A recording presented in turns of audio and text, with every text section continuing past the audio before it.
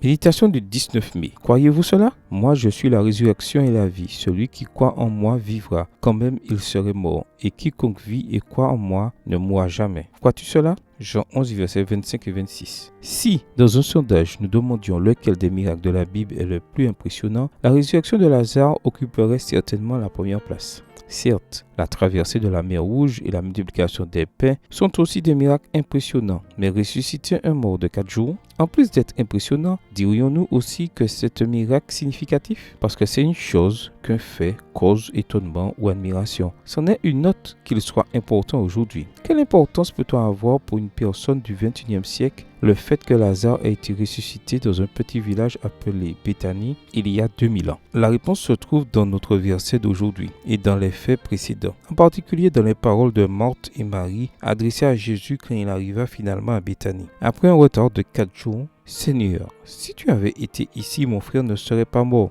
Jean 11, verset 21. En présence du Christ, bien sûr, Lazare ne serait pas mort. Mais pourquoi alors Jésus tarda-t-il s'il pouvait encore le sauver? Il tarda parce que la maladie de Lazare serait pour la gloire de Dieu. Verset 4. C'est pourquoi, au lieu de se hâter de le guérir, Jésus resta encore 2 jours à l'endroit où il était. Verset 6. Et pourquoi? Après la mort de Lazare, le Seigneur déclara: « Pour vous, je me réjouis de n'avoir pas été là, afin que vous croyiez. » Verset 15. Saisissez-vous? Pour vous, je me réjouis, pour que vous croyiez. Le retard avait un but. Bien que la mort de leur frère fût une dure épreuve pour la foi de Marie et de Marthe, Jésus savait que pour elle, pour Lazare, pour lui-même et pour ses disciples, une victoire allait être remportée. Extrait du livre Jésus-Christ, chapitre 58, page 479, livre écrit par Ellen G. White. Victoire qui, en outre, donnerait aux prêtres des preuves qu'il était vraiment la résurrection et la vie. Page 480, toujours du livre Jésus-Christ, chapitre 58, écrit par Ellen G. White. Ce que nous disons, c'est qu'en ressuscitant